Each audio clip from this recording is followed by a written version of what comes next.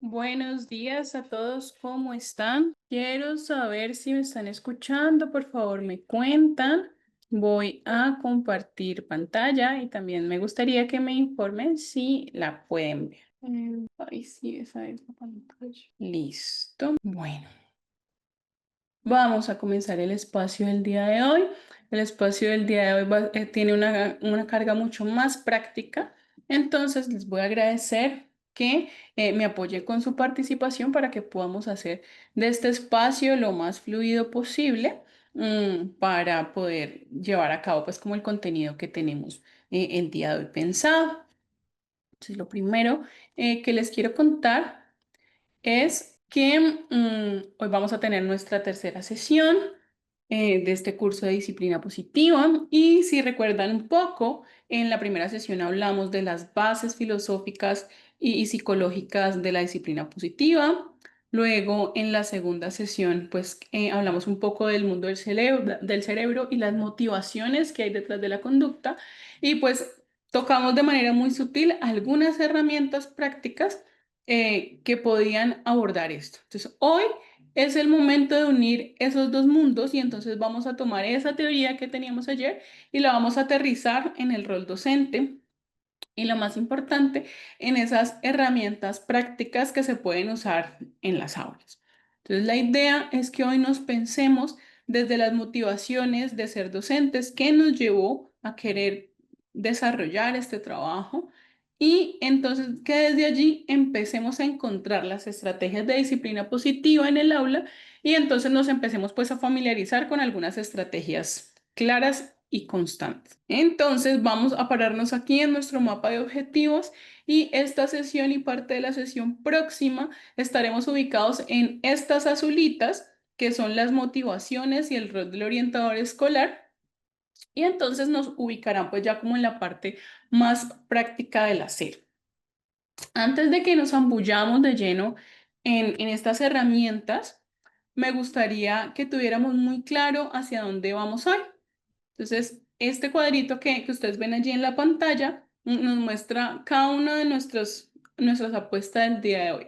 Entonces, los puntos más claves que vamos a explorar hoy será pues intentar conectar todo lo que hemos aprendido hasta ahora con esas ideas bases psicológicas y del cerebro y lo vamos a aterrizar a las aulas en acciones concretas. ¿Cómo se ve esa conexión en su mente? ¿Qué significa para ustedes pensar que estas herramientas teóricas se convierten en elementos prácticos? Tómense un momento para pensarlo y me cuentan. Bueno, el segundo objetivo que vamos a hacer es aplicar directamente las técnicas. Vamos a ir paso a paso intentando desglosar algunas de estas herramientas para que puedan también imaginarse cómo la usarían con sus estudiantes, sin importar si trabajan con niños pequeños, con adultos, con adolescentes, con adultos mayores. Y en el tercer punto vamos a desarrollar una habilidad fundamental y es pensarnos la manera de mejorar y manejar los desafíos que nos enfrentamos cada día en el aula desde un lugar poderoso y es la empatía, pero al mismo tiempo la firmeza. Lo hemos hablado en sesiones anteriores, ser amable no significa ser pasivo, ser respetuoso no significa ceder, y la firmeza con respeto y la amabilidad con límites, pues es el equilibrio al que busca apostarle la disciplina positiva. Entonces, esta habilidad es clave y si se detienen a pensar en el caos que surge a veces en el aula y en los conflictos que surgen, ¿qué significaría tener más confianza para responder con calma y firmeza? Probablemente sería un elemento importante. Entonces, desde allí nos vamos a pensar cómo todo este ejercicio tiene el propósito de inspirar a que el ambiente que se cree en las aulas sea un lugar en el que cada estudiante sin excepción se sienta visto y valorado como algo importante, pero que también mi papel como docente no quede relegado al que tiene que tolerar y tolerar todo el tiempo. Entonces, como vimos la sesión pasada, las motivaciones internas son muy poderosas. Entonces, vamos a empezar a trabajar con ellos. Entonces, ese es nuestro mapa del día de hoy. Quiero saber si están listos para iniciar con nuestra primera actividad que nos va a ayudar a entender por qué estas herramientas pues son tan necesarias. Entonces, para iniciar este proceso, vamos a empezar de una actividad. Les voy a proponer que hagamos esta actividad vivencial y la pensemos desde el corazón y desde el sentido. Pensemos en lo que vivimos cada día en nuestras aulas. Y entonces yo les voy a pedir que vamos a hacer una lista con esta herramienta. Yo les voy a pedir que me digan una palabra, dos palabras, que les indiquen qué les inspira de ser docentes, qué les recuerda por qué aman ser docentes. Quizás cuando un estudiante ayudó a otro, cuando por fin entendieron un concepto, que usted los ve crecer y ser alguien en la vida. Vamos a intentar poner en una o dos palabras el pensamiento más genuino de disfrute de qué les gusta a ustedes de la docencia. Los leo en el chat para ir creando nuestra lista. Por acá nos dicen que aman ver a los niños sonreír. Por acá, que la recuerden por un consejo. Vamos a ir creando nuestra lista de una vez. Que los inspire. Dice, amo verlos triunfar en sus profesiones, ver el progreso de sus habilidades. Ay, no, todavía no me hagas la imagen. Cuando se sienten felices, la satisfacción cuando ellos también le enseñan. Qué bonito y qué bueno esos motores del ejercicio profesional. Están muy lindos, están llenos de conexión, de perseverancia, de empatía. Mira, por aquí hay uno que le gusta motivar y entonces dice dar lo mejor de todo sin recibir nada a cambio. Vamos a ver cómo se va viendo esta, este árbol de motivaciones. Son unas palabras muy dicientes de su hacer. Chucu, chucu. Y vamos a hacer una nubecita. Si hagamos una nubecita. Ay, no, este no era. No me deja ahora sacarlo. Mira, por aquí sé que verlos triunfar. Ay, ahora sí me la saco por donde no era. Perdón, qué pena. Esto aquí no me deja ver porque dice, está el letrero de compartir pantalla, entonces me lo quita. Me lo va a llevar por acá. Esto quieren ver cómo quedó esta, esta lista. Se ve linda, ¿cierto? Esto es lo que nos motiva a ser docentes. Y ahora vamos a leer esas palabras que están en esa nube. ¿Cómo se siente eso? ¿Cosas bonitas o cosas impactantes, cosas que vibran? Ahora vamos a pensar en un momento otra lista, pero ahora nos vamos a pensar desde otro lugar, desde el lugar de los retos, de eso que nos genera a veces incomodidad, que no sabemos cómo manejar, eso que nos genera malestar. Vamos a crear otra nube de palabras pensándonos los retos, que es lo más difícil de esta aventura de ser docentes. ¿Qué es eso que a veces nos llena de dudas, de frustraciones? Por ejemplo, a mí, las luchas de poder,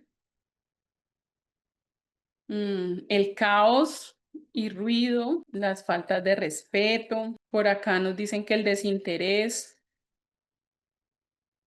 Ay, esto aquí dice cualquier cosa menos desinterés. ¿Qué otra cosa es un reto constante de ese ejercicio de ser docente. Por acá alguien me escribió que son desagradecidos, la apatía de los estudiantes y los representantes, lo diferentes que son, los conflictos que traen al aula, que enseñar valores cuando en la casa no hay.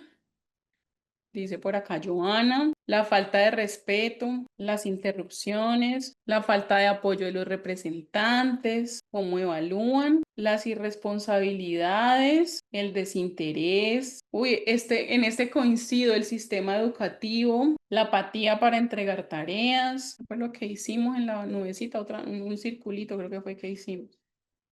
Vamos a ver cómo nos quedó esta nube. Te las voy a mostrar cómo nos quedó junta. Por acá está. ¿Cómo nos quedó esa nube? ¿Qué sienten y qué piensan cuando la ven? Vamos a cortarla junta para ponerla en otro lado. Habla mucho de nuestro día a día.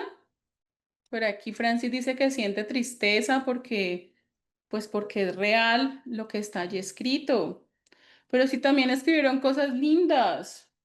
Miren la lista de la izquierda. Tienen cosas que le faltó el salario, dice Joana. Sí, nos faltó el salario. Y entonces encontrábamos que voy a compartir un momento para pegar nuestra lista aquí y que la podamos ver en esta diapositiva y la podamos ver en nuestro ejercicio que estamos haciendo. Entonces miren cómo esta lista que está aquí dice mucho de nuestra realidad. Miren, aquí la tenemos ya hecha. Parece que hay muchas cosas buenas, pero también muchas cosas que nos hacen sentir inquietos, frustrados frente a lo que hacemos. Y pues eso es normal y esperado. Sucede en todo lugar.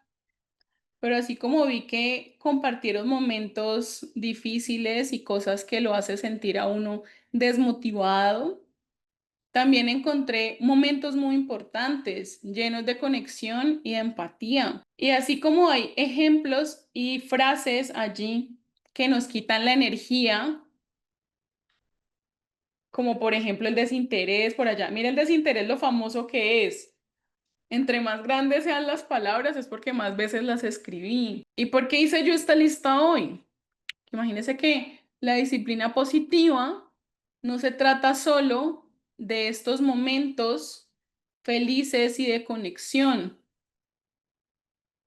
No se trata de intentar ponerlos a pelear a ver cuál gana o cuál pierde, sino que se trata de buscar las herramientas para gestionar esta lista. Probablemente no podremos cambiar cosas como el sistema educativo o el salario. Lastimosamente no las podremos cambiar. Pero hay otras aquí que podemos empezar a pensar cómo transformar para que estas situaciones se vuelvan retadoras para nosotros, pero también una oportunidad de enseñar y conectar con nuestros estudiantes. El objetivo de esta actividad es doble. Por un lado, es validar la realidad de la docencia, reconociendo que no todo es fácil, que no todo es color de rosa y que no somos superhéroes, pero también abrir la puerta de que podemos responder a estos retos que están aquí de forma más efectiva y más respetuosa. Esto es una actividad de disciplina positiva. Se llama las dos listas y la podemos hacer con nuestros estudiantes. No es una actividad solo para nosotros, también la podemos usar. ¿Cómo la podríamos adaptar al aula? Podemos hacer el ejercicio para reflexionar sobre su propia convivencia, pidiéndoles que hagan una lista de las cosas que les gusta del grupo y también de las otras cosas que les gustaría que cambiaran. Esto les enseña a identificar problemas sin sentirse culpables, sin señalar quién es el problema. porque eso rompe las lealtades del grupo de chicos y entonces no lo hacen cuando les dice levantemos la mano. Pero es una base excelente para generar conexión. ¿Se acuerda que ayer hablábamos de Lucía y que le decíamos, no, es que lo que más falló Lucía fue que ella llegó y que no conectó con el nuevo grupo de estudiantes, sino que intentó meterse en la dinámica que ya estaban? ¿Qué tal si Lucía hubiese llegado a reflexionar con estos chicos sobre qué les gustaba de su clase con la Bombi y qué les gustaría cambiar? Entonces es una base excelente para generar estrategias de cambio cuando tú le dices al otro, cuéntame qué no te gusta. Anónimo, peguémoslo en papelitos y luego lo ponemos sobre la cartelera.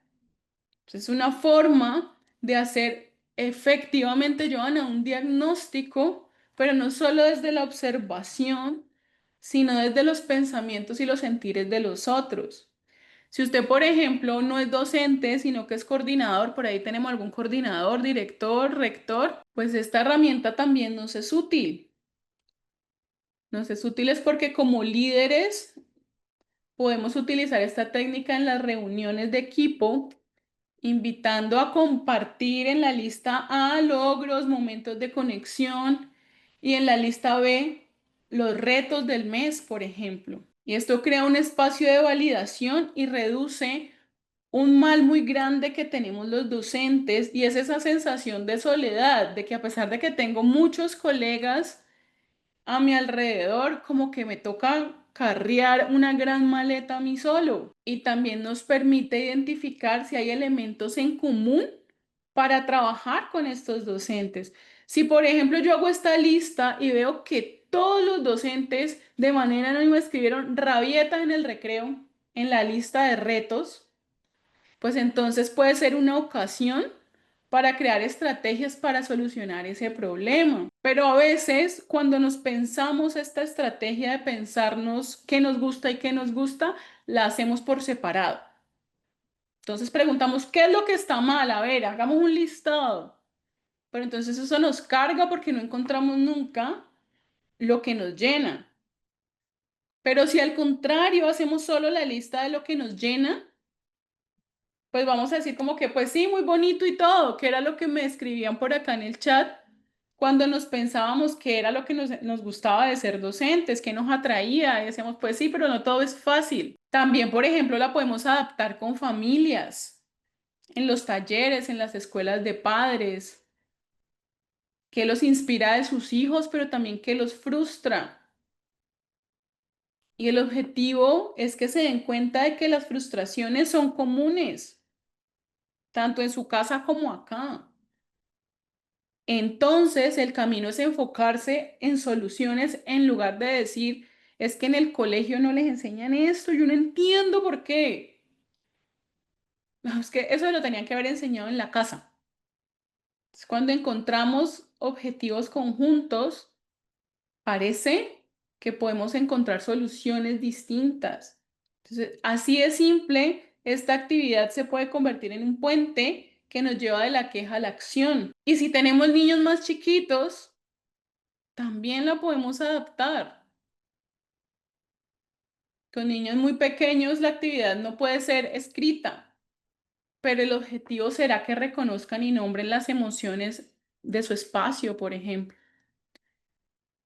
Y hacemos una lista, dos cajitas y ponemos una tarjeta con caritas felices, caritas tristes, en las que en las caritas tristes pongamos dibujos de lo que nos hace sentir tristes y en la de la carita feliz lo que nos hace sentir feliz. Por ejemplo, pero esto no es solo para pensarnos los acuerdos. Por ejemplo, si hubo un conflicto en clase, nos podemos sentar junto a ese niño o a ese grupo y decirle, bueno, ¿cómo se sintieron cuando sucedió esta situación? ¿En cuál cajita podemos, en cuál de estas listas podemos ubicar lo que sucedió? Una estrategia que se pega a esta estrategia que se llama las dos listas es guardar en dos cajas diferentes lo que me gusta de mi semana y lo que no me gusta de mi semana.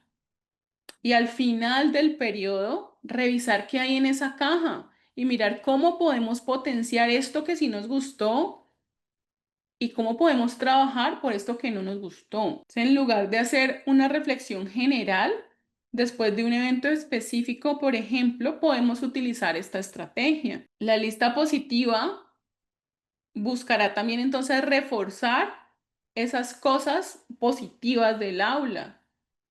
Entonces, cuando yo digo lo que a mí más me gustó fue que pudimos compartir, o lo que a mí más me gustó fue que salimos a hacer la clase bajo el árbol, pues entonces empiezo a identificar qué cosas puedo potenciar en esta aula. Para adaptar esto, por ejemplo, a situaciones de neurodivergencia, lo que hacemos es con ayuda del tablero de apoyo visual y pictogramas, abordar lo que me gusta con bloques, podemos hacer una fila frente a la imagen y a otra lista de lo que no me gusta, pero el objetivo y el propósito será el mismo, cómo encontrar siempre las dos verdades de la historia y poder pasar del ejercicio abstracto a la herramienta concreta, de validar la experiencia completa de la persona, porque eso luego lo que nos va a permitir es poderla empoderar o empoderar a ese grupo para que encuentre un camino hacia la resolución de problemas. Entonces, esta técnica se llama las dos listas y busca hacer esto que dice aquí, validar la realidad, generar un propósito compartido y fomentar la conexión. Normalmente se usa al inicio de las clases para conectar con los estudiantes, poder validar sus experiencias, establecer un propósito claro para el ejercicio, pero también es ideal para abrir espacios con familias, con otros colegas, y nos permite validar la realidad porque permite que los otros puedan expresar sus frustraciones sin sentirse juzgados. Genera un propósito compartido porque nos permite comparar la lista A con la lista B y demostrar que no todo es blanco ni negro. Y eso hace que se aumente la motivación de generar respuestas y fomenta la conexión porque ayuda a los participantes a darse cuenta, primero, que no están solos en sus desafíos. Probablemente si hubiéramos hecho esto y les hubiéramos dicho a todos que escribieran, habríamos encontrado muchas palabras más grandes en ambos lados, porque se repetían más. Entonces, cuando yo veo que el otro piensa que es que a mí lo que más me choca de este salón es que nunca haya tiempo para hablar con mis compañeros. Y a todos mis estudiantes les choca eso. Entonces yo genero un momento de conexión donde digo, vale, eso es válido. Entonces en este salón vamos a generar un momento para que puedan hablar entre ustedes. Entonces, en resumen, esta técnica es una herramienta así de diagnóstico, como nos decía ahorita Joana, pero también es sobre todo una herramienta de validación que crea el ambiente adecuado para que el otro se sienta parte. Entonces, si ustedes se acuerdan, cuando yo les decía que Samuel, el estudiante que retaba a las profes ayer, tenía era una necesidad de resolver su injusticia, cuando yo empiezo a decirle, bueno, pero es que usted, ¿qué es lo que no le gusta? ¿Qué es lo que pasa? Empiezo a decirle, venga, aquí podemos trabajar de manera colaborativa. Probablemente la primera vez que yo haga esta estrategia, pues no va a decir nada valioso ni relevante, se va a sentir apático, pero cuando vea que en efecto tiene una reacción y una consecuencia a favor de cómo resolvemos conjuntamente esto que está en la lista B y no es simplemente el cuadrado que está ya con acuerdos, van a sentirse parte. Y entonces, cuando nos pensamos hablando de las frustraciones que nos genera la lista B, pues esos momentos nos retan claramente. La pregunta es, ¿cómo podemos pensarnos pasar de esa frustración a una acción efectiva? Necesitamos construir un puente. Y el puente se basa en la idea fundamental de que la conducta del otro siempre es un mensaje. detrás de la rabieta, el grito, el desorden, la grosería. Siempre hay una necesidad no satisfecha. Ya habíamos hablado ayer de ellas, pueden ser de pertenencia, de atención, de control, de incapacidad. Por eso antes de corregir y castigar o imponer una regla concreta ante esa conducta, la primera tarea será conectar con qué es lo que necesita ese otro. Y si el estudiante se siente visto y escuchado, va a participar. Entonces, esta herramienta es la primera piedra de este puente. Y la piedra central se llama conexión antes que corrección. Y el principio de esto de conectar antes que corregir es simple, es escuchar de manera activa y consciente. Pero eso a menudo se nos olvida en el caos del aula. Pues piensen cuando un niño o un adolescente se está comportando de manera desafiante.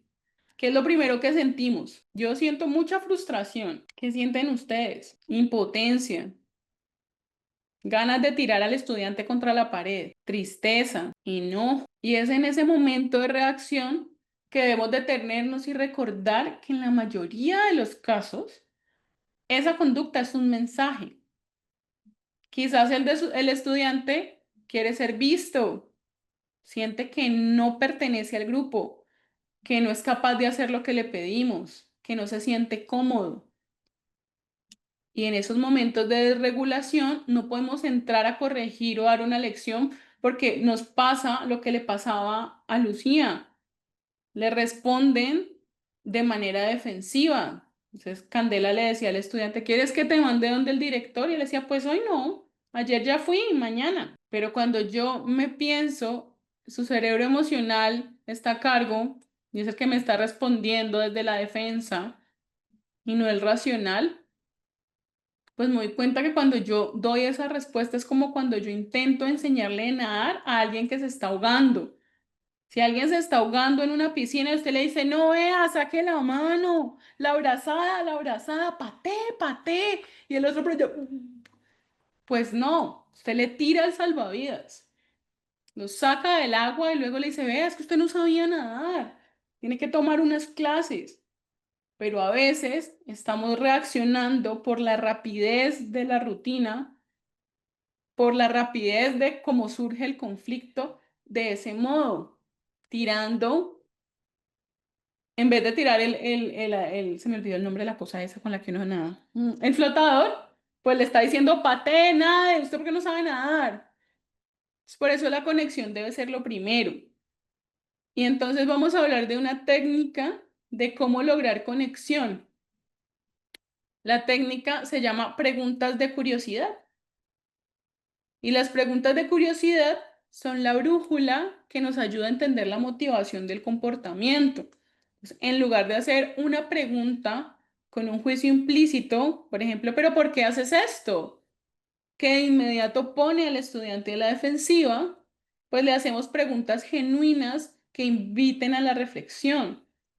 Entonces, en vez de decirle, deje de gritar, que es una orden y una corrección, podemos decir, estás muy enojado, ¿quieres hablar? Cuéntame. ¿Sí? Entonces, si mi estudiante se niega a trabajar, yo le digo lo que veo, no la orden. Ay, no haga la tarea. Entonces, en vez de eso, le digo, noto que veo que te cuesta mucho empezar este trabajo. Y le hago una pregunta de curiosidad. ¿Qué necesitas para poder comenzar?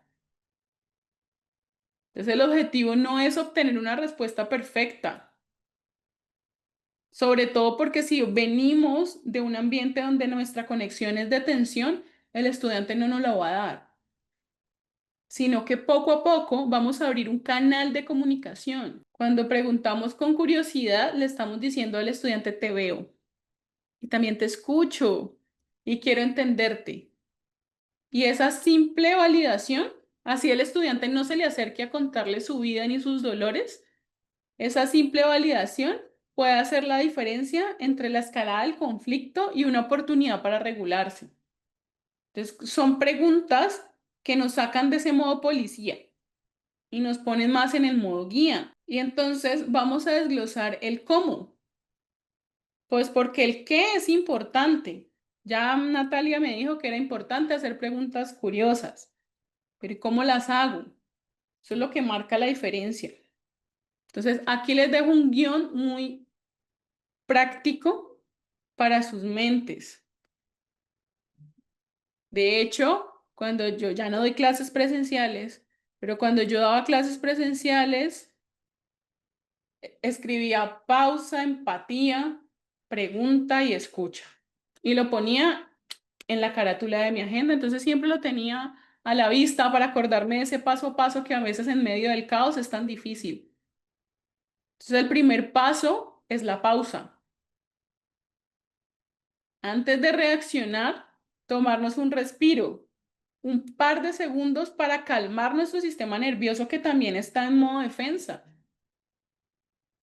Entonces, ayer yo les decía, es que nosotros no somos Superman. Superman entra a salvar a una mujer del incendio. No están viendo mi pantalla. Oh, por Dios. Venga, yo les muestro mi pantalla. Gracias por contarme. Sí, estoy compartiendo pantalla. Me cuentan si la están viendo. Bueno, la otra tampoco era muy, era esta, o sea, la otra tampoco era como que tuviera, esta es la más importante, esta que, gracias por decirme, Adri, que no la estaba compartiendo, porque esta es la que necesito que le tomen screenshot, que la vean, que la apunten, y es el paso a paso de esta herramienta. Entonces, el primer paso es la pausa. Entonces, acuérdense que ustedes no son Superman. Superman entra a salvar a la mujer del incendio porque es invencible. Si no fuera invencible, no sabríamos si entra. Entonces, ¿todos se conocen al Chapulín Colorado? ¿Saben quién es el Chapulín Colorado? Por aquí sí lo conocen. Ingrid también lo conoce. Ay, no, yo dije este ejemplo con unos adolescentes y me dijeron que no lo conocían y me sentí profundamente vieja. Pero bueno, ustedes sí conocen al Chapulín Colorado. El Chapulín Colorado es un superhéroe muy chistoso, todo le sale mal, es torpe, tonto, sí, dice, no contaban con mi astucia, pero aún con toda la carga emocional que siente y todo el miedo que siente cuando algo pasa, aún así entra a intentar salvar a la persona. Entonces, a veces nos tiran la carga de ser Superman y nosotros no somos Superman, no somos invencibles. Más bien podemos ser el Chapulín Colorado, que incluso con toda la carga que nos puede hacer sentir el caos y toda la tensión y todo nuestro desborde emocional para intentar ayudar a que el aula se regule, aún así entramos al incendio. Entonces el primer paso es eso que hace el Chapulín Colorado. Uy, no, estoy asustado. Yo creo que necesito tomarme una pastilla de chiquitolina. Y él llega con toda la actitud, pero si ustedes lo ven, después de que dicen, yo no contaban con mi astucia, ustedes le ven la cara y él realmente está esforzándose por estar allí. Entonces, cuando tú te reconoces eso, te permites responder desde aquí, desde la corteza prefrontal, desde el cerebro racional, no desde la defensa. Entonces, a veces es mejor que el salón esté en caos 2 segundos más y que tú logres regularte a que tomes una acción reactiva y que fractures la conexión con los estudiantes. Porque entre más fracturada está, más se demora en volver a reconectar. Entonces, el primer paso siempre va a ser ese. Regúlese usted primero. Luego, acérquese con empatía. Póngase. Si es chiquito su niño o su adolescente, pues póngase a la altura de su niño o su adolescente. Pues si es más grande, está un poco más difícil. Pero entonces el ponerse frente al otro, lo que busca es cambiar la mirada. Entonces, miren un momento a la cámara y díganme cómo se ve cuando yo me paro aquí, allá y los miro. Me veo grande, enorme, gigante. Pero si yo me acerco a ustedes y les digo, Yo sé que ser docente también tiene su lado difícil. Usted me siente aquí cercana. Entonces eso también lo siente el adolescente. Gracias, Joana. Gracias por los fius fius. Y usted luego busca un momento más privado para hablar, si él quiere. Si no, no. Usted está abierta y con apertura a que pase. Si no pasa, no pasa. Pero el solo que el otro sepa que usted está dispuesto a escuchar, ya cambia la conexión. Cuando usted le dice, yo soy un espacio seguro, con su lenguaje corporal, cambia la conexión. Entonces, el tercer paso es formular una pregunta abierta, no acusadora. Entonces, en lugar de preguntar, pero ¿por qué le pegaste a tu amigo? Que suena como una acusación. Hay una fórmula que a mí me sirve mucho y es describir. Entonces yo nunca empiezo una frase por qué, sino que le digo, veo que estás muy enojado. O escuché que estabas muy enojado. ¿Qué fue lo que pasó? Me gustaría entender lo que pasó. Cuéntame tu versión. Entonces la pregunta no busca un culpable, busca entender la historia e intenta abrir el diálogo. Y entonces el cuarto paso pues sería escuchar activamente, sin juzgar. Usted se amarra la lengua, se aprieta la manito, pero escúchelo. Una vez que has hecho la pregunta, pues hace silencio y escuchas de verdad lo que el estudiante tiene que decir sin interrumpir y le validas la emoción. O sea, entiendo que te sientas así. Parece que fue muy frustrante que te quitara el celular. Hay una frase que dice Jane Nelson, que es la autora de este asunto, y es que la validación es el antídoto contra la desregulación. Y entonces piénsese cuando usted está muy enojado.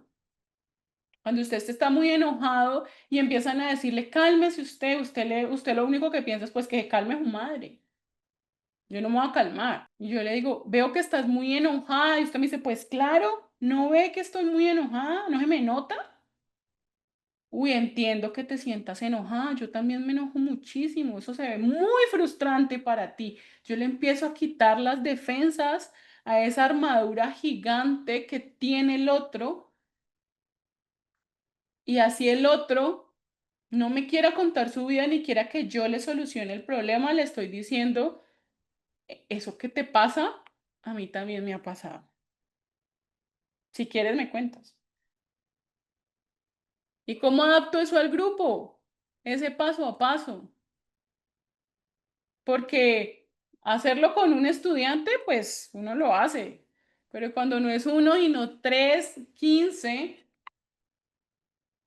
¿qué hago? ¿Qué hago cuando son muchos los que se me desregulan el tiempo o cuando se me contagia esa desregulación? Entonces, si hay una discusión entre dos, yo le pregunto a un tercero, ¿qué viste? ¿Qué pasó? Y cuando el otro me empieza a juzgar al que actuó impulsivamente o al que recibió, yo le digo, no, cuéntame lo que pasó, ¿qué viste? Y eso en los dos del conflicto fomenta la empatía. Si es un grupo más grande, entonces empiezo a hacer algo que se llama preguntas circulares. Y es ponernos en el lugar del otro. ¿Qué crees que sintió Pepito cuando vio lo que pasó? Y entonces allí yo lo que empiezo a hacer es a involucrar al colectivo como parte de las soluciones más grandes, pero también de las más simples. Con los niños con neurodiversidad podemos hacer el mismo ejercicio con apoyo visual, pero entonces nos enfocamos en preguntar en lugar de qué pasó, enfoques hacia la acción. ¿Qué necesitamos ahora? Ya en este momento no puedo cambiar que fulanito le quitó el celular a sutanito. ¿Qué hacemos ahora? Lizeth, ¿cómo hacemos la parte grupal? Tenemos a Pepita y a Sutanito. Están discutiendo porque Pepita le quitó el celular a Sutanito y entonces Sutanito le clavó el lapicero en la pierna. Estoy diciendo una situación. Usted ahí primero asegura el lugar, quita el lapicero y no le preguntan ni a Pepita ni a Sutanito que qué pasó. Le pregunta a Perencejo.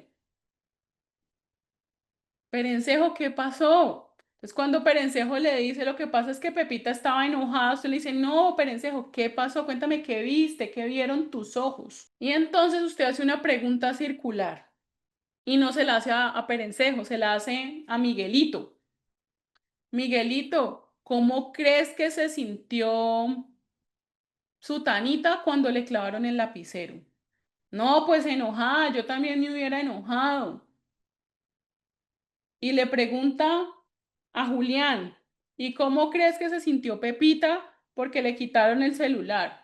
Y entonces empiezas a hacer que ese problema, que era un conflicto, sea un ejercicio de repensarnos la empatía. ¿Qué crees que sintió tu compañero cuando vio lo que pasó? No cuando Pepito le clavó el lapicero, sino cuando vio que eso pasó, ¿qué crees que se sintió? Uy, uy, no, yo me asusté. ¿Y tú qué sentiste? Y entonces empiezas a involucrar a todo el grupo frente al sentimiento y a la sensación que ese conflicto genera. Porque normalmente lo que hacemos es indagar con Pepito y Sutanito, que fueron los dos involucrados en el problema. Pero entonces eso crea bandos. Habrán los que dicen, no, pues que de malas. Le quitó el celular, yo también le hubiera dado su golpe. Y el otro dice, no, pues él se estaba defendiendo. Entonces, en lugar de crear bandos que empiezan a hacer más grande el conflicto, empezamos a tocar la emoción y luego nos pasamos a la acción. Ya no podemos evitar que el lapicero hubiese sido enterrado. Entonces, ¿qué necesitamos ahora? ¿Qué podemos hacer ahora? Normalmente nos direccionamos hacia un acto de reparación. Pero antes del acto de reparación, vamos a pensar qué vamos a hacer para que esto no vuelva a pasar.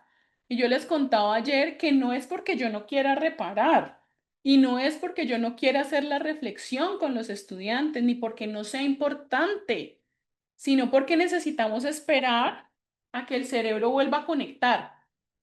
Y como estamos en medio del conflicto, pues el cerebro está así actuando desde la emoción o está así actuando desde el instinto.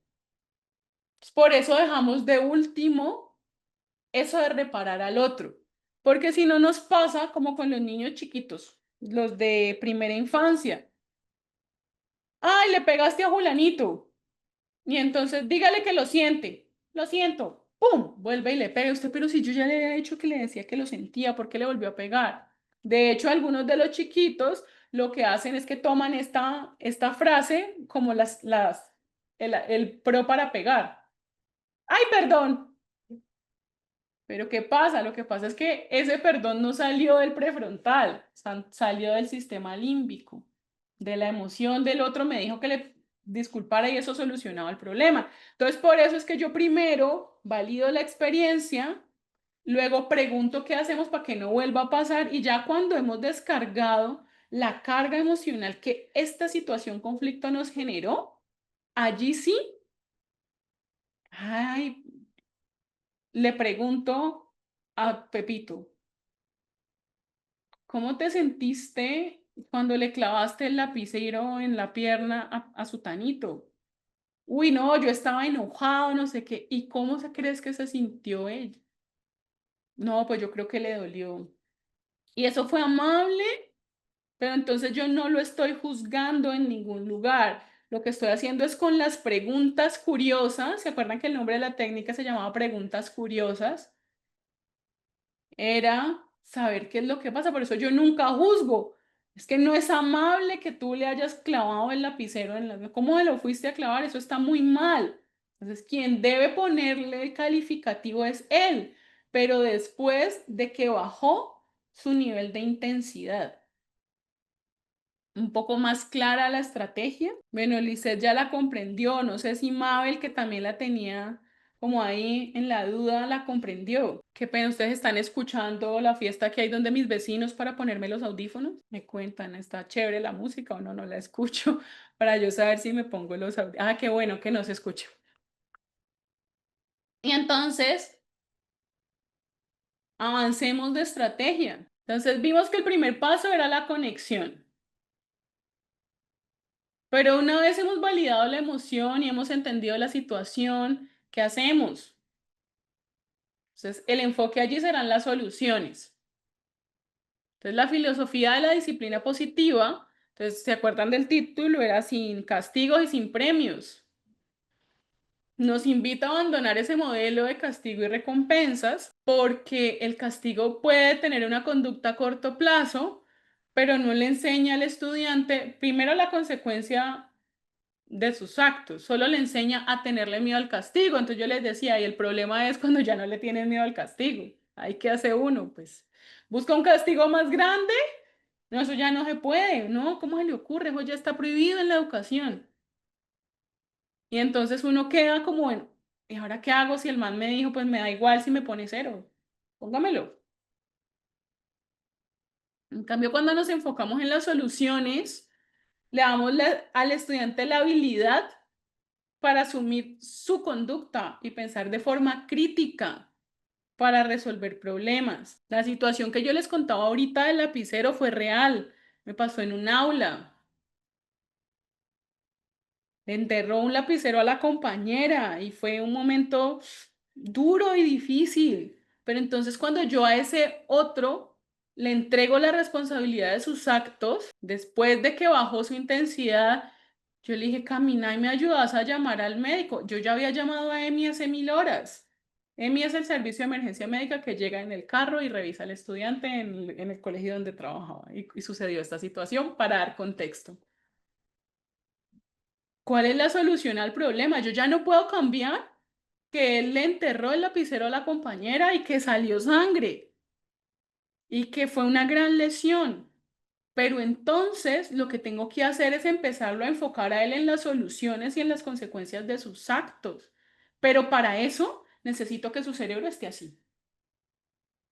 Porque si no, él a mí me va a decir, pues de malas, pues llámelo usted, es problema suyo, yo no soy la profesora. Entonces, cuando nos enfocamos en las soluciones, le damos al estudiante la valiosa habilidad de asumir con responsabilidad su conducta.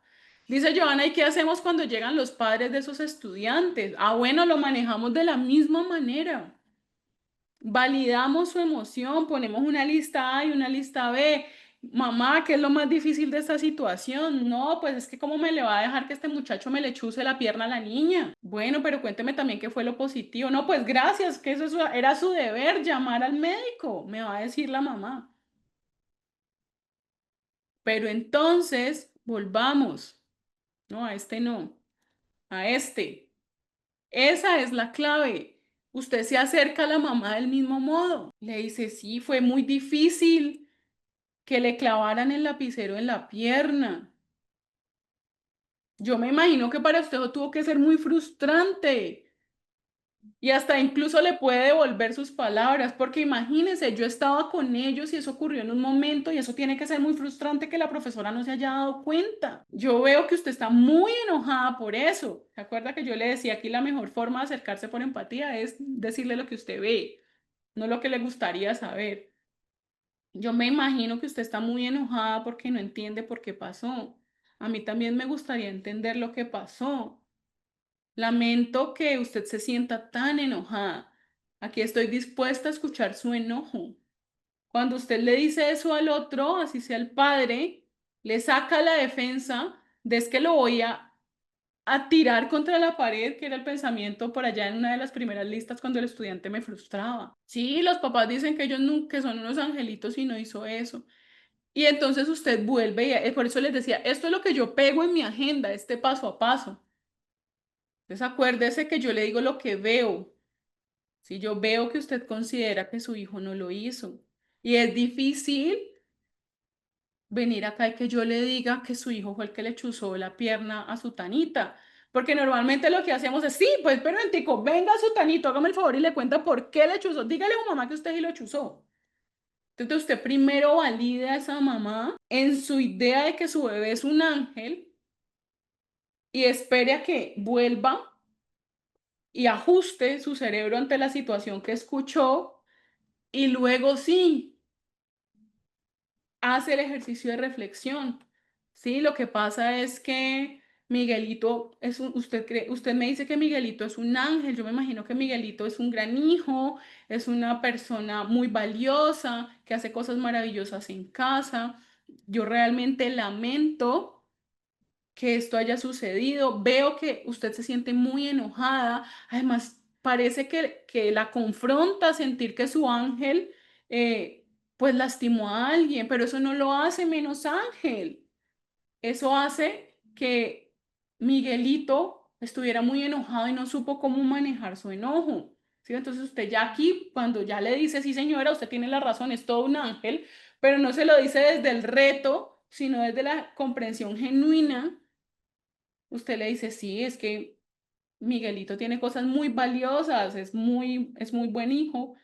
Tal vez lo que sucedió era que estaba muy enojado. A nosotros también nos gustaría entender lo que pasó, porque los papás llegan como unos ogros, no llegan así, llegan actuando desde el instinto, tanto el del lapicero como el que le enterró el lapicero. Los dos están muy furiosos y están muy furiosos con usted porque es que usted se supone que es Superman. Superman no, usted tiene que ser Dios, omnipotente y omnipresente. Eso es lo que siente el papá. Y entonces cuando usted le dice, sí, yo me imagino que es muy frustrante que usted traiga a su hijo al colegio y que deba estar seguro con una profe y que la profe estuviera explicando en el tablero y haya sucedido esta situación. Eso tiene que ser muy frustrante. Yo en su lugar también me sentiría muy enojada. Es cuando usted le da la razón a él de su emoción, no de la situación, ni no de los hechos, sino de su emoción, le empieza a conectar el prefrontal. Entonces, uy, vámonos a la otra. Y entonces pasamos a la siguiente estrategia, que es el enfoque en soluciones. Entonces, la herramienta principal para este enfoque de soluciones es una que le aseguro que usted como profe ha usado 1000 veces. Se llama la lluvia de ideas. ¿Alguien ha conocido esa técnica? Sí. Hemos hecho alguna vez una lluvia de ideas. Esa es la herramienta más fácil de enfocar el enfoque de soluciones. La idea es que en lugar de que yo le dé la solución al problema o el castigo al grupo, los estudiantes logren encontrar la manera de que la situación se solucione. Y esto entonces vuelve a crear ese sentido de comunidad porque el mensaje es, yo no te voy a castigar, vamos juntos a encontrar la solución. Es cuando usted se sienta a hacer lluvia de ideas sobre cuáles son las consecuencias de los actos, hagan el ejercicio, ellos son crueles. Se inventan unos castigos que uno dice, pero amigo, nunca se me hubiera ocurrido ahí. Jamás me hubiera pensado yo este castigo tan cruel. Pero cuando usted dice, no, venga, lo que pasa es que yo no los voy a castigar, yo necesito saber es qué vamos a hacer para que esto no ocurra.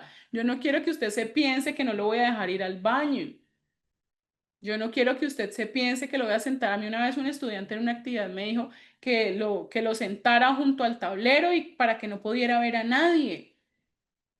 Y yo decía, ay, no, a mí nunca me hubiera ocurrido. Pero entonces cuando usted le dice, no, es que yo no quiero eso, yo quiero es que aprendamos juntos. Dice, yo no conozco la experiencia de otros, en mi colegio se ha hecho común decir que se van a suicidar y descubrieron que funciona a su favor.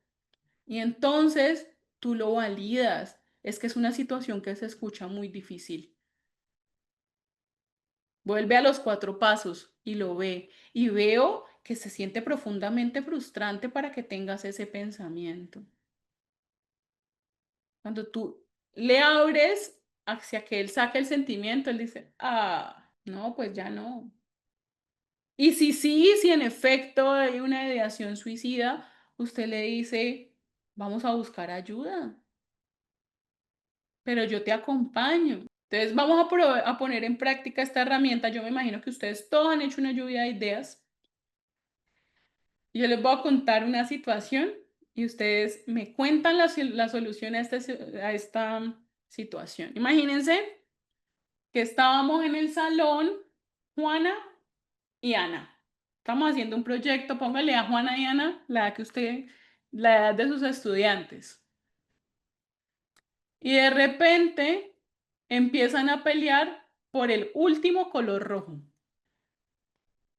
Y la tensión empieza a subir. Entonces, si es chiquitico, lo está mordiendo. Si es grande, le está pegando. Si es más grande, lo está insultando. Entonces, vamos a intentar escribir una solución para el color rojo. La solución no puede ser un castigo. No vale decir quitarles el color, dejarlos sin recreo. El objetivo es que ellos no sientan miedo. Y la regla número 2 es que la solución debe enseñarles una habilidad para poder resolver lo del último color. Tómense un par de minutos y arrojen en ese chat qué harían con el color, qué le dirían a los estudiantes, qué le dirían para solucionar lo del color, quién da más. Y podemos pensar ideas que no necesariamente estén muy enfocadas. Le cuento qué me han dicho los niños de esto, por ejemplo, para que se animen. Ah, mira, por aquí Juana tiene una idea. ¿Qué tal si propones para el color que el color implique un compromiso individual y uno colectivo? Ay, no entendí. Ah, ya, que les va a proponer para el color un compromiso individual y uno colectivo. Entonces, a mí, por ejemplo, me han dicho que usar un color similar. O sea, si necesitan el color, pues que sea uno similar, el naranja o el café. Vea, por aquí les presta el color rojo y que utilicen otro color que lo represente. Por ejemplo, los chiquiticos me han dicho que pintar el crayón, otro crayón de rojo para que se vea rojo. Entonces, por acá dice que aplicar una dinámica relacionada con el color, utilizar otro color de la gama del rojo. Por ejemplo, turnarse por 5 minutos cada uno. Buscar otro color en el salón de al lado, porque es que será el último del salón. Que lo compartan. Partir el color en dos y sacarle punta a un ladito del otro color. Entonces, vea, piedra, papel o tijera para generar los turnos. No, no hay más colores, Joana. Era el último color rojo de ese salón. Y solo se podía pintar de rojo esa hojita. Increíble, Joana, pero pasa. A mí me ha pasado. Yo, buena, necesito un lápiz y no hay ni uno en el salón. Pues a ver, se acabaron los colores rojos. Ve a compartir cuando termine el otro. ¿Y quién va primero, Alvis? ¿Cómo lo vas a definir? Un rayoncito por niño. No, pues les cuento que a mí esta situación del color rojo me pasó con adultos, no con niños. Y entonces, eso fue entre dos. Y ahora se acuerdan lo que yo les decía en las preguntas curiosas. Empezamos a generar una lluvia de ideas con todo el salón. ¿Qué podemos hacer cuando a un compañero le llevar el bolso el bolso maestro? Sí, yo también tengo bolso maestro donde tengo todos los colores que han quedado de muchos años. Entonces, cuando yo traigo a todo el grupo a la solución, a hacer una lluvia de ideas, yo le digo, bueno, ¿y qué podemos hacer para que nunca nadie le entierre un lapicero a otro? Pero no se lo digo a Pepito para que se sienta juzgado, visto y amenazado todo el tiempo, sino que hablemoslo todo, ¿qué se les ocurre? Hasta las soluciones más locas. Tirar el lapicero, ponerle cinta, silicona a la punta para que no chuse. Entonces empezamos a generar un plan de acción desde todas esas miles de soluciones, porque habrán unas que son muy útiles, como turnarse el color rojo, otras que definitivamente no irán contra el valor de cada persona, como utilizar el color café si él quiere que la raya sea roja. Pero entonces cuando usted conecta con todos y podemos decir, listo, ¿para qué parte del proyecto necesitamos el rojo? ¿Y tú para cuál? Cuéntenme todos cómo podemos hacer que solucionar el problema del color rojo. Y entonces, ¿eso cómo se solucionó en la vida real? Creamos una agenda de uso. Joana, en Venezuela optaron por colocar cámaras en muchos lugares de las instituciones públicas. Aquí hay cámaras, aquí en Colombia, en los colegios donde yo trabajo, bueno, yo trabajo en varios porque yo no soy profe sino docente, pero la verdad es que las cámaras solo sirven para evidenciar el caos, no para generar una estrategia de solución. Además, porque aquí hay todo un protocolo para cuando tú necesitas la cámara. Entonces, nos sirve para el paso a paso, para hablar con el papá, para si la situación escala, pues hablar con las autoridades. Pero para resolver el problema en el aula, no siempre. Porque el chico deja de sentirse observado o le deja de importar y pues nada. O sea, hacen las cosas y le hacen la cámara así. Entonces, por eso deja de ser efectivo. Pero entonces, cuando, a pesar de la situación, nos ponemos todos a ver cómo podemos solucionar, entonces yo lo involucro. Y eso al principio, por ejemplo, a los adolescentes les parece hartísimo que uno empiece a solucionar todos los problemas con todos. Y uno dice, ah, imagínense niños, chicos, tenemos un problema. Tenemos el color verde, qué pena era rojo. El color rojo narra el problema, qué es lo que vio. ¿Cómo lo solucionamos? Lluvia de ideas. Y eso les baja la intensidad primero porque genera un trabajo más sentarse a pensar ideas, que todo el salón se involucre en el problema. Y segundo, cuando el problema se da, uno se siente acompañado porque entonces todos están ayudando a controlar la situación. Entonces uno no se siente solo como el estudiante. Y entonces, ¿cómo se hace este ejercicio paso a paso? A veces lo hacemos de manera intuitiva. Uno para hacer una lluvia de ideas no necesita un guión. Pero entonces este es el guión que nos propone la disciplina positiva. Entonces el primer paso, miren qué casualidad, es el mismo primer paso que el anterior, calmar la tormenta. Antes de hacer cualquier cosa hay que regular la emoción, tanto la del estudiante como la nuestra. Que si estamos en modo lucha, no vamos a pensar en soluciones.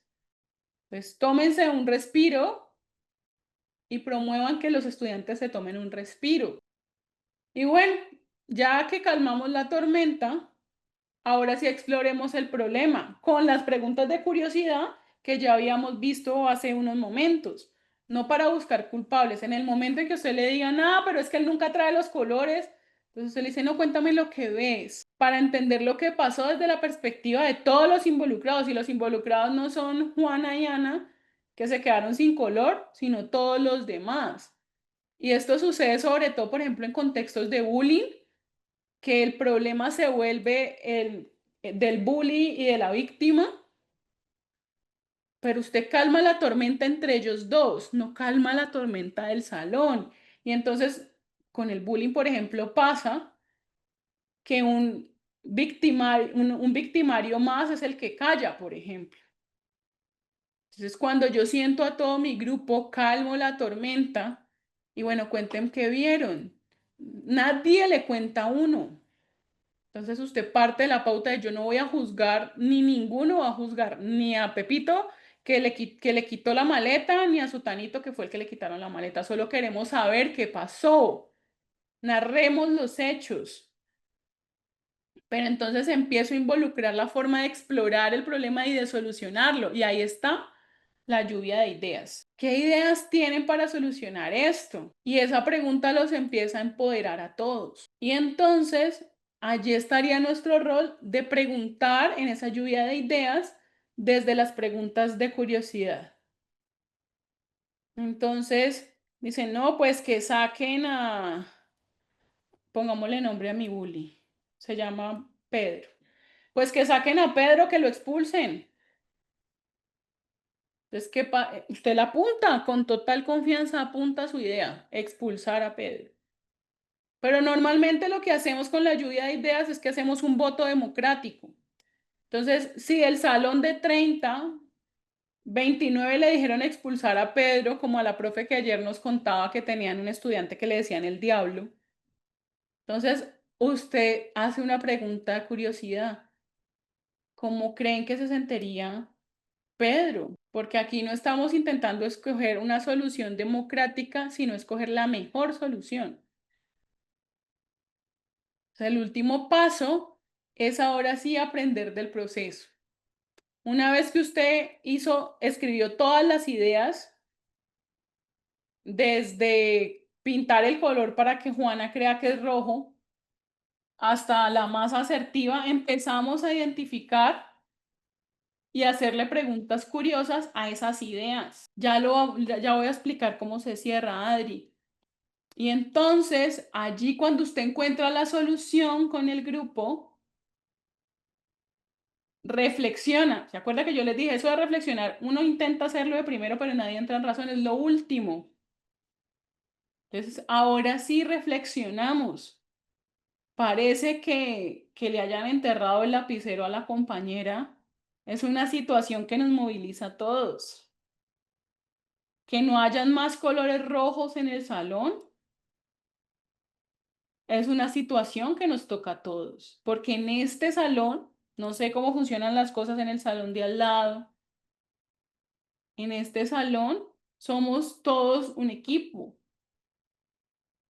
Entonces, ¿cuál de estas soluciones podemos atar? ¿Por qué creen que es la mejor solución? ¿Qué aprendemos de esta situación? Entonces, el proceso, aunque parezca largo, con la práctica y con que los estudiantes se vayan familiarizando con él, va tomando minutos, pero les enseña a los estudiantes a resolver sus conflictos. Si son chiquitos, sin depender de ustedes. Y si son grandes, sin generar caos y escalarlo hasta que necesiten depender de ustedes. ¿Por qué? Pues porque ellos empiezan a ser parte de la solución y parte de la gestión de la solución del problema. Y entonces, acá venimos en que, ¿cómo deben ser las soluciones? Pues las soluciones es que eso que hagamos enseñe una habilidad para la vida. Y a nosotros nos hablan de habilidades para la vida y tenemos libros y todos que nos dicen el respeto, la amabilidad, la no sé quécito. Sí, los jóvenes dicen ahora escuchamos pero no juzgamos. Eso es una técnica súper chévere que se hace con los estudiantes. Y hágale, escuchamos pero no juzgamos frente al problema. Y no, pero efectivamente no juzgamos. Entonces, cuando yo pienso que la situación es una falta de una habilidad para la vida, no las que tiene el libro, sino la que necesita esta persona. Entonces, probablemente este estudiante que interrumpe constantemente, que es mal educado y que además le acaba de clavar un lapicero a la amiga, a la compañera en la pierna, probablemente le falta la habilidad de la empatía, la de la paciencia, la de la autorregulación. Entonces, nuestro rol es ver más allá del comportamiento y decir, ah, mira, cuando este niño está en el sistema, con el sistema límbico activado, se le desconecta completamente la autorregulación. Entonces, nuestro rol es empezar a pensarnos como si el problema dejara de ser un obstáculo y lo que va a hacer es un mensaje sobre qué es lo que tenemos que ayudar. Y para esto, fomentar las herramientas para la vida, hay un concepto clave de Jane Nelson, que es la madre de esta mirada, que se llama, que debemos buscar la diferencia entre animar y elogiar. Y cuando comprendemos esa diferencia y evaluamos el resultado, vamos a generar en el otro empoderamiento. Cuando animamos, nos enfocamos en el esfuerzo y le decimos al estudiante, ay, ¿se me pierde el audio? Hola. Hello. ¿Ahí me oyen bien ya? Hola. Ok. Bueno, entonces estábamos hablando del concepto de animar versus elogiar. Entonces decimos que cuando animamos nos enfocamos en el esfuerzo y sirve de escribir. Veo que la solución de matemáticas te costó, pero no te rendiste, lo lograste. En cambio, el elogio anularía a esta persona y le diría al que acabó de primero, ¡wow! Lo lograste, qué inteligente eres. Y entonces hay una distinción muy importante en estos dos elementos que usamos nosotros como profes, y es que piensen en el elogio como una recompensa verbal, es como que yo le pusiera la estrellita en el tablero de fichas. Cuando yo le digo, wow, qué inteligente eres, estamos evaluando su valor, le estamos diciendo que es valioso por lo que hizo, no por el esfuerzo. Pero el problema del elogio es que crea dependencia. El estudiante se vuelve adicto a la validación externa y cuando las cosas se ponen difíciles o comete un error, no se cree lo suficientemente listo, se rinde y empieza a generar miedo al fracaso. Ay, voy a conectar otro audífono porque me dicen que se está cortando este. Chucu, chucu, chucu, chu. Hola, ¿allí me escuchan mejor? Bueno, Jonathan me escucha. Entonces, cuando animamos, en cambio, le estamos enseñando que es capaz, no porque tenga un talento innato, sino porque tiene la capacidad de esforzarse y de no rendirse. Y entonces, pensémonos que nuestras palabras empoderan o desalientan al otro. Entonces nuestras palabras tienen impacto porque no es solo lo que decimos, sino el mensaje que enviamos. Entonces cuando desalentamos al otro, los niños pues y los adolescentes y los estudiantes empiezan a sentir que no son capaces y se frustran y les pasa lo que les pasa a los adolescentes que nunca quieren hacer nada. Y entonces cuando le decimos, ya te lo había dicho, siempre haces lo mismo, tú no eres capaz de hacerlo, le estamos mandando un mensaje directo al cerebro que dice, ay, no, pues es que si yo no lo hago, ¿para qué lo voy a hacer? Entonces el estudiante se rinde porque ya cree que va a fracasar, eso se llama profecía autocumplida. Y funciona en positivo, pero también en negativo. Cuando yo le digo al estudiante es que usted es el más cansón de esta clase, yo no sé dónde ponerlo. Pues entonces cuando el estudiante quiere hacer eso, dice, ah, pues que claro, como yo soy el más cansón, pues va. Y si no lo quiere hacer, bueno, pero yo para qué me voy a esforzar si yo soy el más cansón. Entonces el desaliento quita la motivación.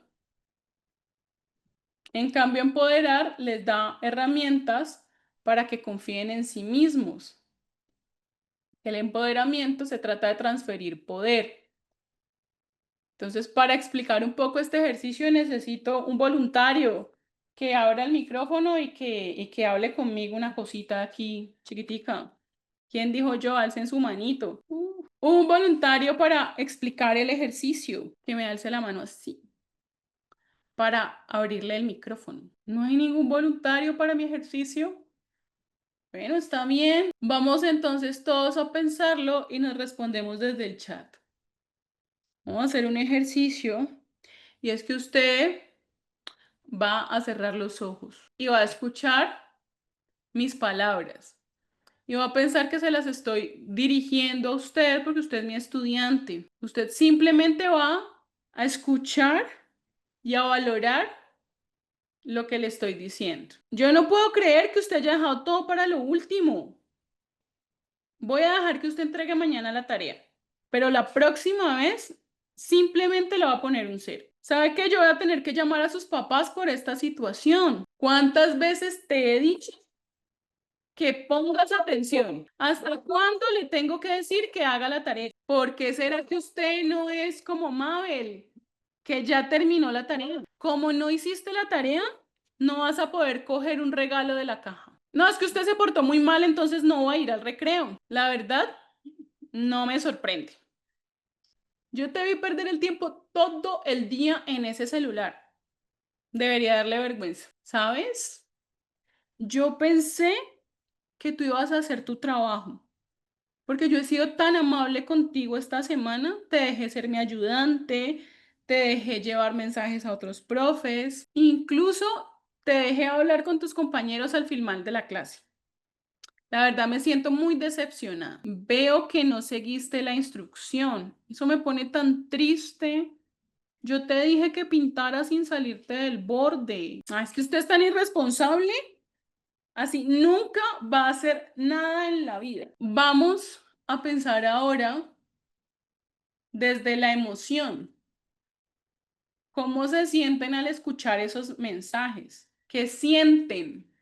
¿Cuál es el sentimiento? Mira, Joana se siente manipulada. Cuando yo las escucho, siento como frustración. Se siente frustrada. Dice que son frases de víctima. ¿Alguna vez han escuchado a un profe decir una de esas frases? ¿Alguna vez las han dicho? Mira, por acá dice que compara, que cae mal, que es fuerte. Y ese es el impacto del desaliento en los estudiantes. Y ese impacto lo que genera en el estudiante es que empiece a crear una coraza y ya sea que se defienda o que en caso de que no se defienda, habría que encontrar el temperamento del estudiante, pues pierde las ganas de volver a pintar ese dibujito que estaba pintando y al que se salió el borde, que era uno de los ejercicios. Entonces ahora escúchese desde unas frases empoderadoras y volvamos otra vez a pensarnos desde la emoción, de cómo nos sentimos. Joana, ¿sabes que me importas mucho? Sea lo que sea, tú eres más importante que tus calificaciones. Cuéntame, Mabel, ¿qué piensas acerca de tu trabajo? Sabes, estoy dispuesto a escuchar lo que te preocupa. Ingrid, yo estoy disponible para ayudarte con los deberes que no entiendas los martes antes de la escuela, pero no voy a estar disponible en último minuto. Chicos, ¿qué tal si hacemos una idea, una lluvia de ideas para las soluciones que nos puedan ayudar? Juana, dime cuál fue la parte más favorita de tu dibujo y cuál crees que puedes mejorar la próxima vez. ¿Dónde no te gustaría salirte de la raya? Teodora, a mí me gustaría escuchar lo que eso significa para ti. ¿Quieres contarme por qué no es importante para ti hacer esa tarea? Alvis, yo creo que podríamos sentarnos a ver si ideamos un plan de trabajo respecto a esto que tienes pendiente. Francisco, mira que yo me siento molesta cuando no haces tu trabajo. Desearía que vieras lo valioso que es para tu vida. Alvis, yo veo que te sientes mal por sacar esa calificación y porque yo te puse 0, pero yo confío que vas a aprender de ello y que encontrarás lo que necesitas para que la próxima vez tengas una calificación que deseas. ¿Cómo se siente ahora? Venga, deje de morderle los juguetes a mi hijo, late. ¿Cómo se sintieron? Ahí hay una carita con corazón. Subiendo la autoestima al 100, dicen por aquí. Es un discurso que motiva, que ayuda a concientizar. Y todas las frases estaban pensadas, una para desalentar y una para empoderar. Entonces, a veces parece otra persona. Sí, Joana, suena como otra persona. A veces no necesitamos tener la solución como Superman, sino preguntarle al otro y eso lo va a empoderar en sus acciones. Y eso va a generar algo que se llama motivación intrínseca. La motivación es más fuerte cuando viene de adentro y no cuando está pensada de afuera. Por eso es que los premios no son efectivos, porque en el momento en que el estudiante ya no le interesa su premio, pues pierde su motivación. Entonces lo que tenemos que hacer es buscar la motivación intrínseca, esa que está adentro, la que nos recuerda que el aprendizaje más significativo no ocurre porque yo le ponga un 10 o porque no lo castiguen o porque le tocó venir al colegio. Ocurre cuando los estudiantes sienten que eso que hace tiene sentido. Entonces nuestra labor como guías no es imponer esa motivación ni sancionar cuando no la haya, sino buscar las estrategias para nutrirlas. Y esto se logra cuando yo logro hacer que el estudiante se sienta parte del grupo. Cuando un estudiante se siente parte y se siente que es importante, se enciende algo que se llama la pertenencia, que eso es muy famoso en los equipos de trabajo. Tiene que tener pertenencia por el colegio, quedarse hasta 5 horas extras después. pero realmente la pertenencia no es eso. Es sentir que usted vibra en el mismo lugar que esa aula, que esos otros compañeros que usted tiene. Entonces ustedes no necesitan un lápiz rojo ni una calificación, porque eso al estudiante puede que no le interese. ¿Y cómo trabajamos eso? Porque sí, muy bonito, pero ¿cómo trabajamos eso? Ofrecemos opciones limitadas. Cuando le das una opción al estudiante, le decís, mira, ¿se acuerdan de ayer de la profesora que era un sentido justo? Usted le dice, mira, te entrego una opción, toma el control, porque usted sabe que usted no le puede dar el control sobre lo que tiene que dar en la clase, sobre los contenidos, sobre los tiempos, sobre eso usted no le puede dar opciones. Pero entonces, dele opciones sobre lo que usted le puede entregar el control y él no le va a querer quitar el control a la fuerza de lo que no puede controlar usted. Y usted le dice, vea, yo confío en que ustedes pueden tomar esa decisión. Y entonces esta técnica se llama opciones limitadas. ¿Y cómo se hace? De la siguiente manera. Cuando usted, esta sí hay que sectorizarla por rangos de edad. Cuando usted está con la primera infancia, la lucha de poder pues es muy común. Los niños se resisten a las órdenes, quieren el control y la autonomía. Entonces, en lugar de entrar en el conflicto y decirle, pero yo le dije que le prestara el color rojo, ese era el turno del color rojo. Entonces, en lugar de decirle, póngase ya los zapatos, que es una orden, usted le dice, vamos a ponernos los zapatos hoy. ¿Te los quieres poner parado o sentado? Entonces usted no puede negociar que se ponga los zapatos. Pero si usted le dice, se va a poner los zapatos y el niño le dice que no, usted ya se casó en una discusión con el niño.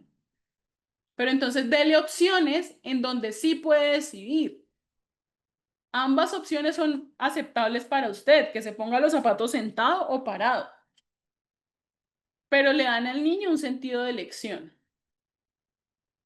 Entonces, en lugar de decirle a su chico de edad escolar, el que no termine la tarea no sale al recreo, le damos un sentido diferente. ¿Prefieren hacer la tarea de matemáticas cada uno o nos sentamos a ver cómo lo resuelven juntos? Entonces, usted no puede quitarle la regla que no puede cambiar. Hay que hacer la tarea. Entonces, busque las opciones para que ellos se sientan parte desde el cómo. Con el adolescente, en vez de decirle, pues usted tiene que exponer y nada que hacer, usted le dice con qué parte de la presentación te puedes sentir más cómodo. ¿Trabajando con diapositivas o más bien haciendo una representación? Le estamos dando un sentido de agencia sobre su propio trabajo. Eso va a reducir el conflicto, pero también lo va a hacer sentir parte de esa decisión. Entonces, en esos casos, el objetivo no es entregar el control. A veces cuando nos pensamos la disciplina positiva, creemos que eso implica entregarle el control al estudiante y que haga lo que a bien le plazca.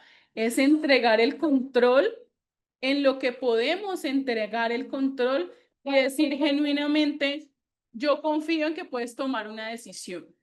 Pero y entonces acá nos viene una pregunta, vea, yo le di las opciones a este muchacho y ninguna le sirvió. A todas les dijo que no. ¿Les ha pasado que usted le da opción y ninguna le gusta? ¿Ninguna le parece?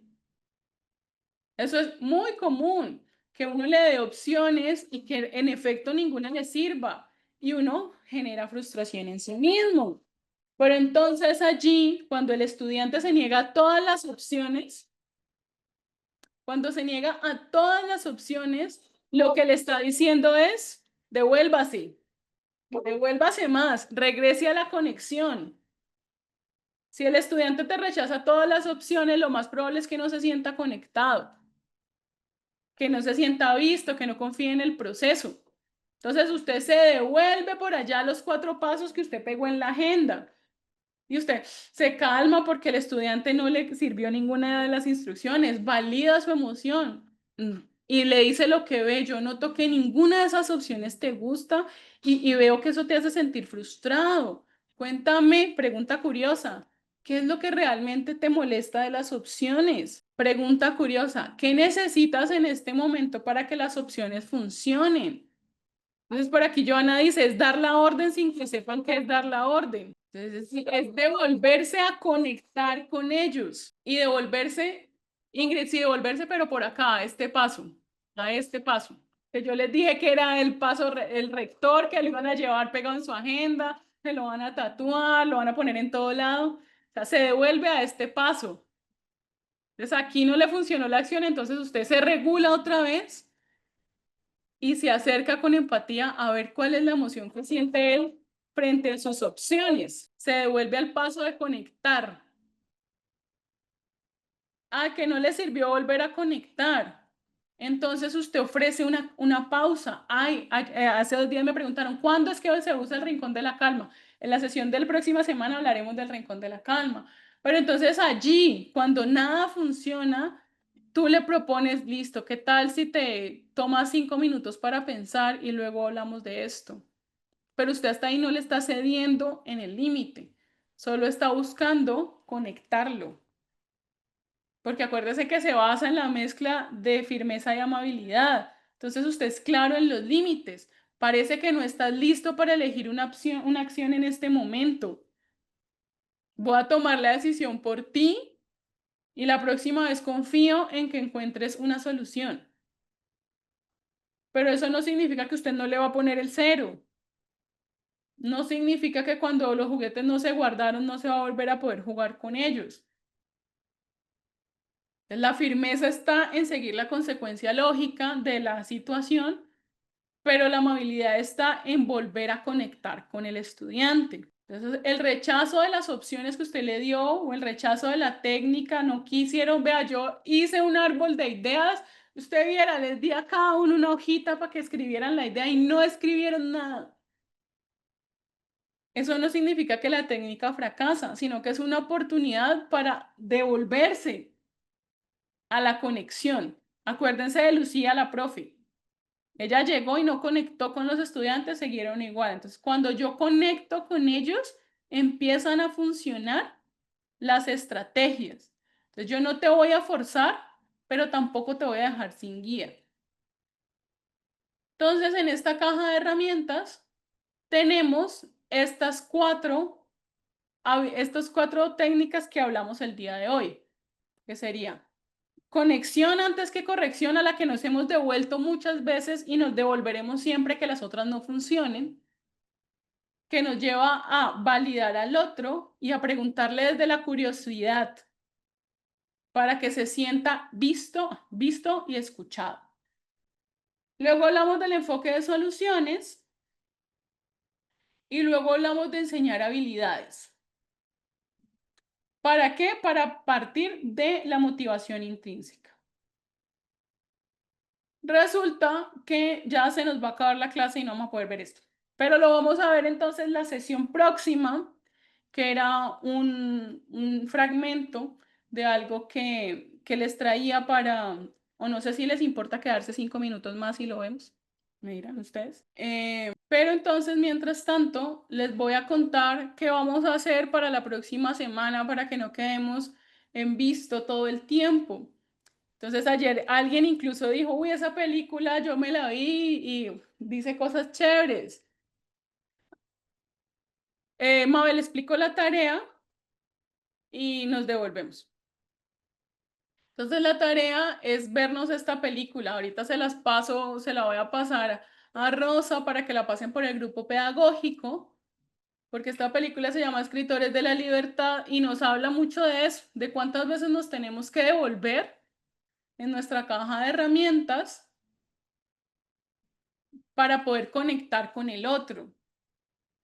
Entonces les voy a dejar como tarea encontrar en esta señora que se llama Erin Gruwell cómo utiliza estas 4 herramientas.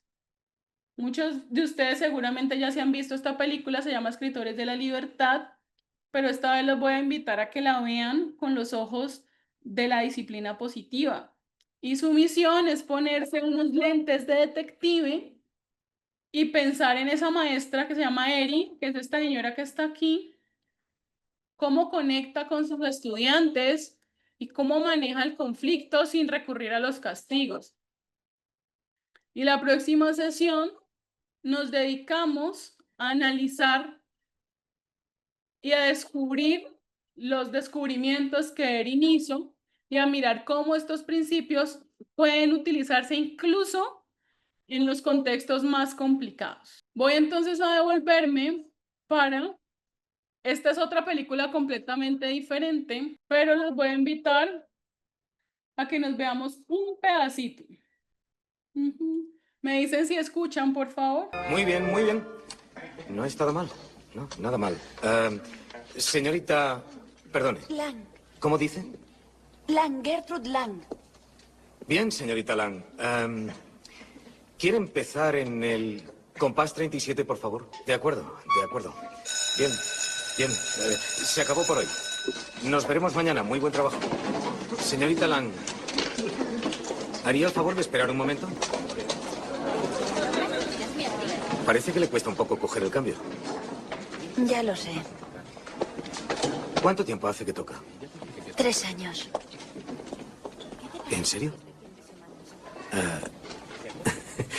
¿Y le parece que practica todo el tiempo necesario? Practico sin parar, sí. Ya.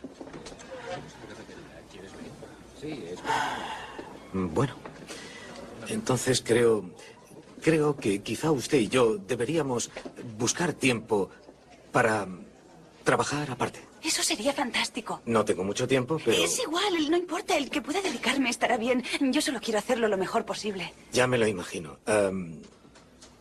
¿Qué le parece si viene mañana media hora antes de la primera clase y empezamos? ¿De acuerdo? Gracias. Muchísimas gracias. Gracias.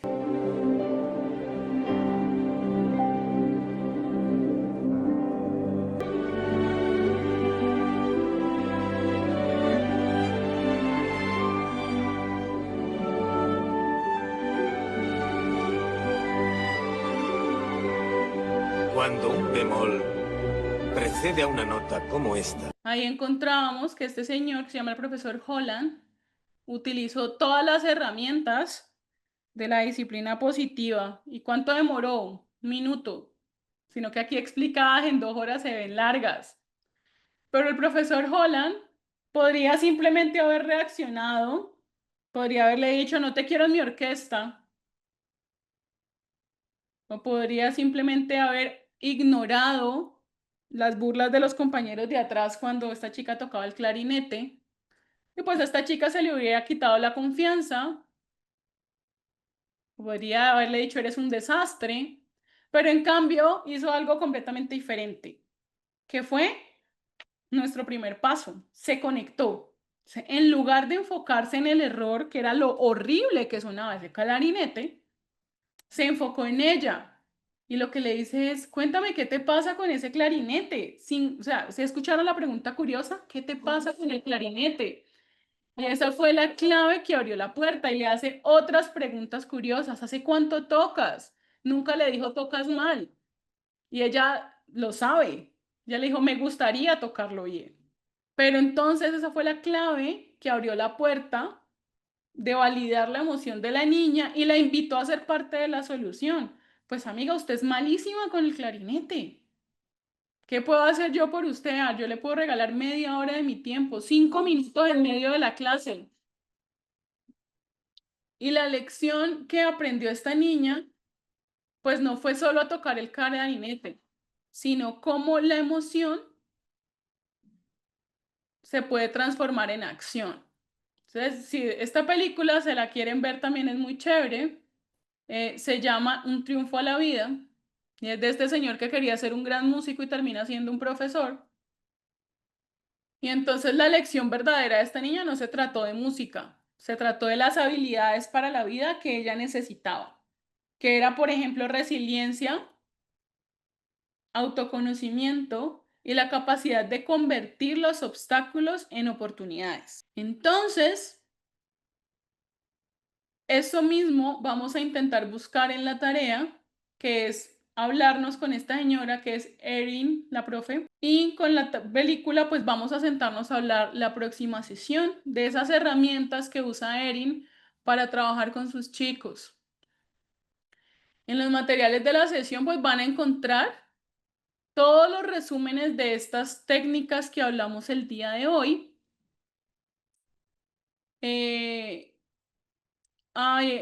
Rosa, ¿a alguien no le sirve el grupo pedagógico? ¿Estás por ahí para que por favor lo orientes cómo llegar allí? Sí, Y profe, ya les voy a colocar mi número también.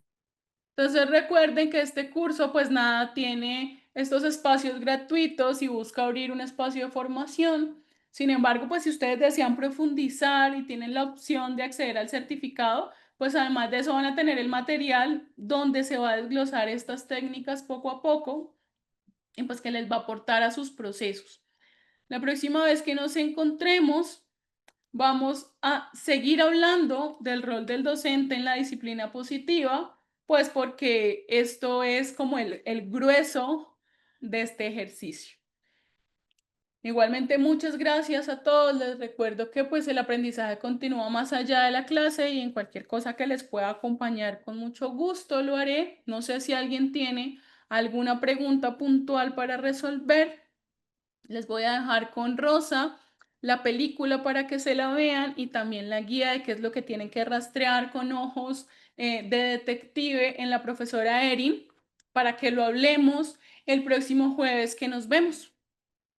Igual les agradezco mucho el espacio y también que por favor me llenen la encuesta de satisfacción. Por favor, llenarla para pues saber cómo podemos seguir avanzando y cómo puedo mejorar estos espacios para ustedes. Soy toda oídos, bueno, todos, toda ojos para leerlos.